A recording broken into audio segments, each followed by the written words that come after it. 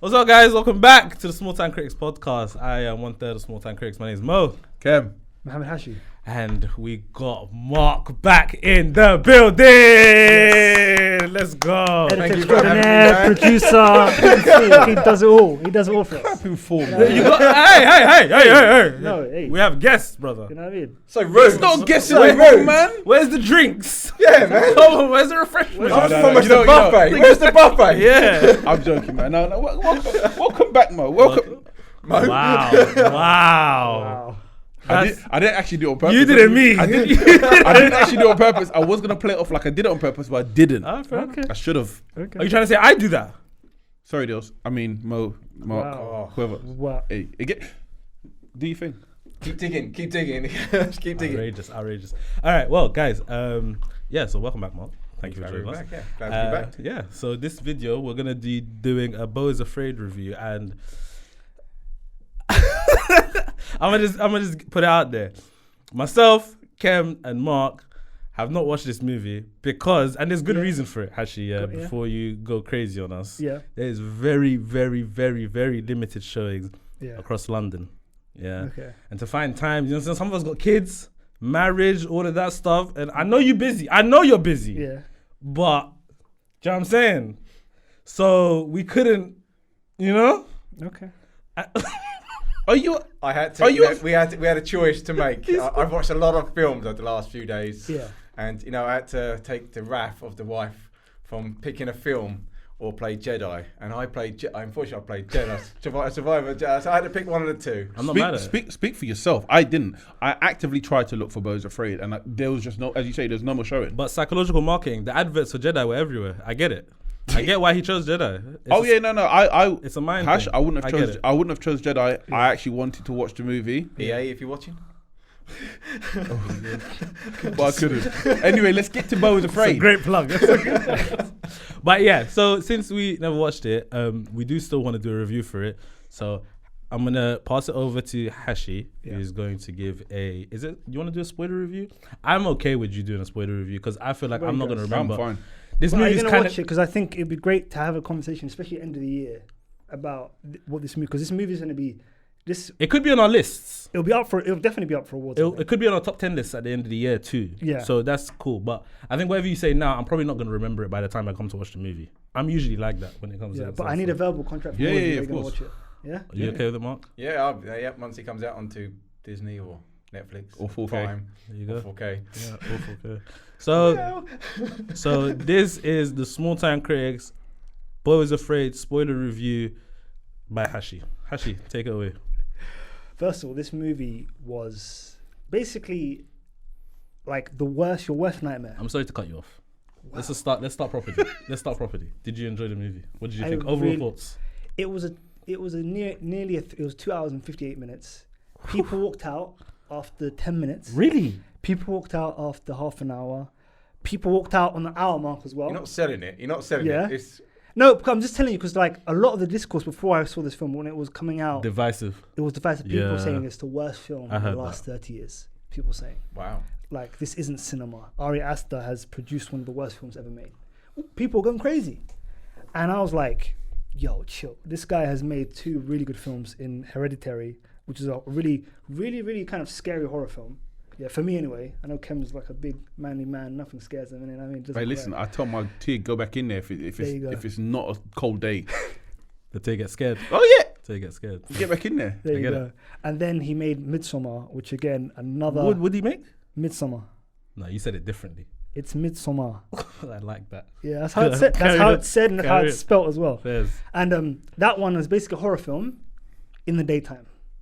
And again, another really, really like off-putting, scary film. Like really kind of lives with you after you watched it. And he's made a film now where it's anxiety on the screen. That's what it is. Like your day-to-day worst nightmares.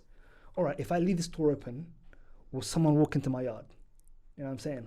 When I'm not there and I can see it happening, which is something that happens where he leaves the door open because he hasn't got his key, and every single homeless person on the street walks into his yard and absolutely ruins his yard. It's a nightmare.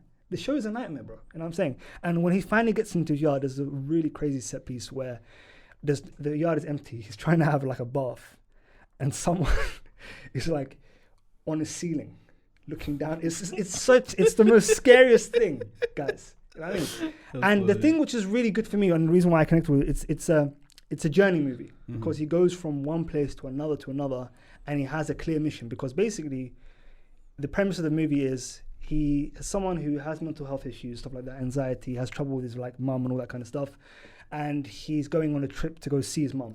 Can I just cut one? Go on. It sounds similar to the plot of Joker.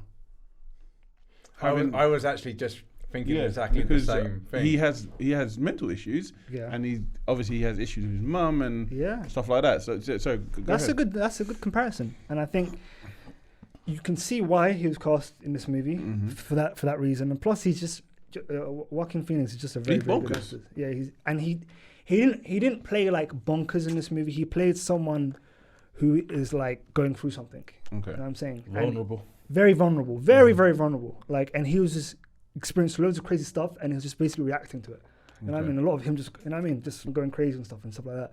And so basically, he's trying to get to across the country. They don't tell you where it is. It kind of looks like New York, where he lives, like a really bad part of New York.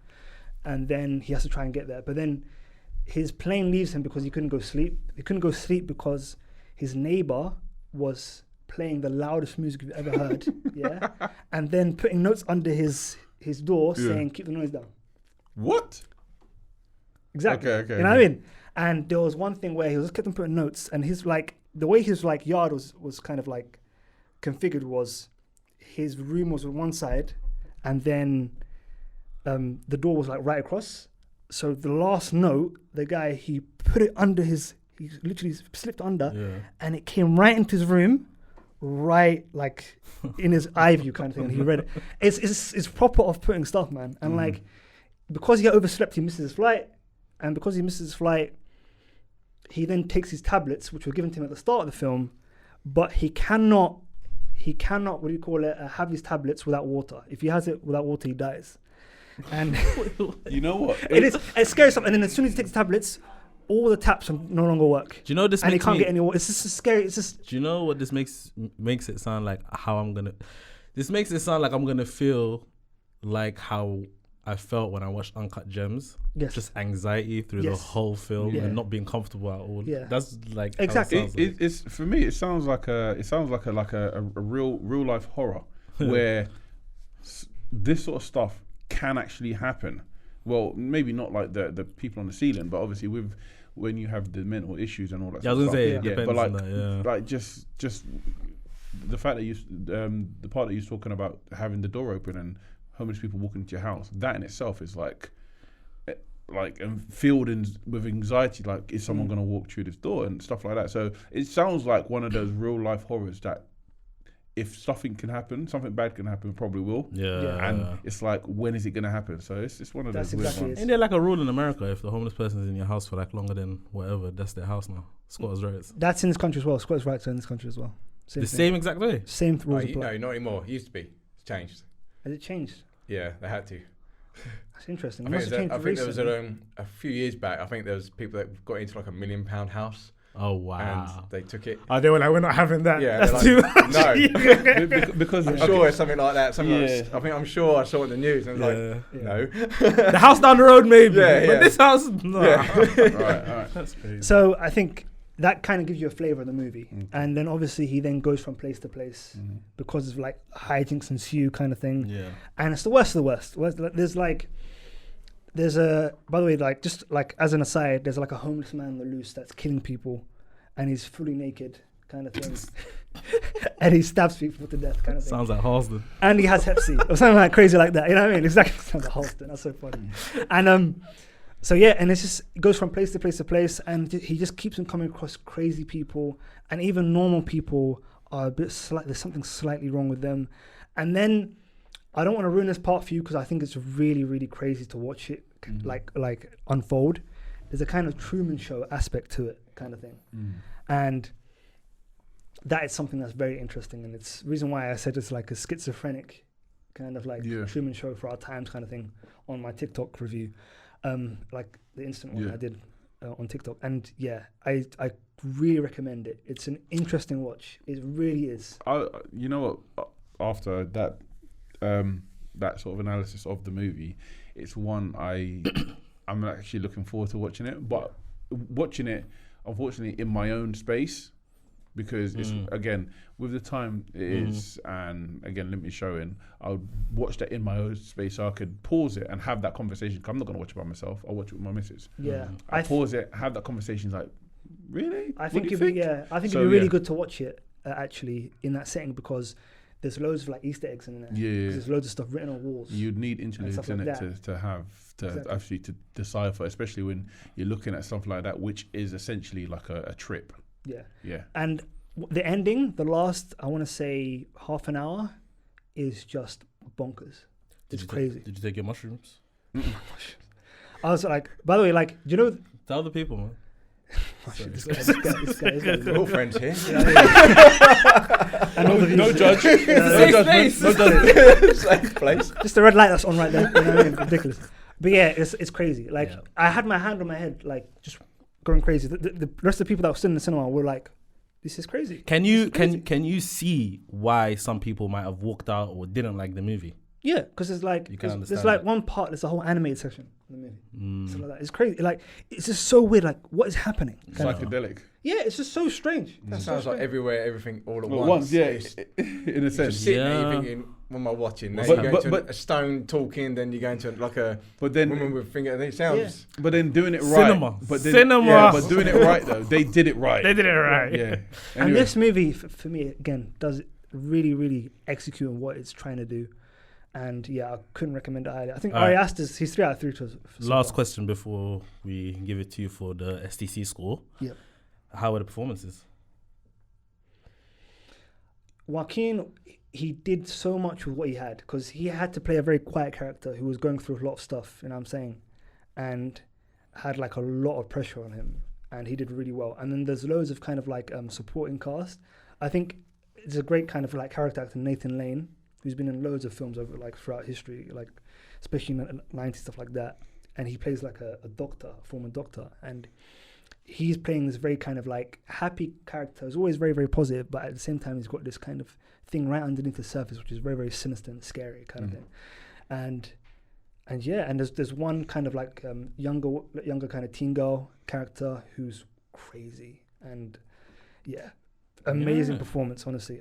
Some amazing performances in this, honestly. All right. Well, that was the Beau's Afraid review. Hashi, STC score out of 10. What do you think? I'm gonna give this a 7.5. Nice. I think it was really, really kind of like an adventurous film, and it was really trying to be out there. And for me, it didn't have to be 3 hours. I think this would have been really effective as like a 2 hour to 2 hour and 15 movie kind of thing, because there were some places where, for me, especially the animated parts, where I checked out a bit because I needed to have a bit of a breather because of how crazy the movie was, and that was my time to have a breather kind of thing. So essentially, that could have been taken out then. You know what I mean? If I felt that way, kind of thing. But yeah, I think it's definitely a great conversation starter. Great. I can't wait. At some point, I am going to watch it again just to kind of pause at certain parts to kind of look at the screen properly. Let me read that properly, kind of thing. That bit of writing, kind of thing, because it's really, really important to the plot, that kind of stuff. But yeah. Cool. Again, good movie. Definitely recommend it, man. It's definitely something I want to talk about at the end of the year. So Yeah, for sure. I can't wait to hear what you guys say about it. Yeah, no, I am looking forward to watching it, so we'll see. But yeah, guys, I never said it before, but I'll say it this time. Like, comment, subscribe, all of that good stuff.